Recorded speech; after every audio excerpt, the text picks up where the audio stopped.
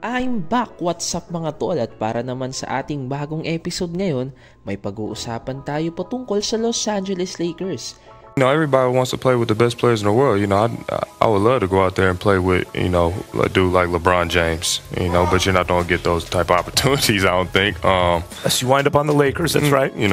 Things like that, but... Masyado na ngang matunog ang usapan noon pang nakaraang mga araw na possible nga rin na gumawa ang move ang Lakers para makuha ang superstar na si Zach LaVine mula sa Chicago Bulls. Kasalukuyang uma-average ng 22 points per game ang 2-time slam dunk champ at kahit maganda ang kanyang stats ay may 5 wins at 12 losses ang kanilang record. Kaya dahil dito, nagkaroon na nga ng rumors na nagpapatrade na si Zach LaVine at isa nga ang Lakers sa pangalan ng mga teams na pwede nga raw makipag-trade sa Chicago Bulls. Pero bakit nga ba magiging bad trade ang kalalabasan ng trade na to para sa Lakers? Yes, decent ang numbers na ipinapakita ni Zach pero hindi ito nagtatranslate into wins. Sa 9 na seasons niya sa NBA, isang beses pa lamang itong nakapaglalaro sa playoffs at nosi pa nga siya dito.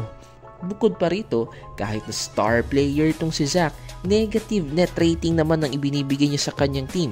So ibig sabihin, he is just making his team worse. Isa pa, napakalaking contract.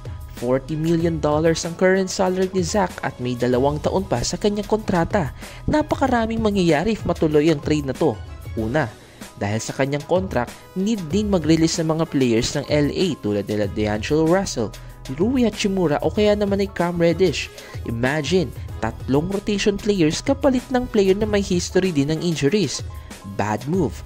At panghuli, dapat matuto ang Lakers sa bad deal na nangyari sa Russell Westbrook trade na kung saan naapektuhan ng pag-build nila ng kanilang roster. Tanging mga minimum deals lang ang kaya nilang makuha dahil sa laki ng sahod nila LeBron, AD at Westbrook. Kaya sana mga tol, wag na lang matuloy ang rumor na to dahil hindi naman kailangan ng Lakers na kunin si Zach dahil itong team na to ay kaya namang mag-contend for another title shot. Kayo mga tol, ano ang masasabi nyo? Kailangan nga bang kunin ng Lakers si Zach or wala na silang dapat galawin ba sa current roster? Comment down below kung ano ang inyong mga opinion. So guys, that's all muna para sa ating bagong episode. See you soon! Peace out!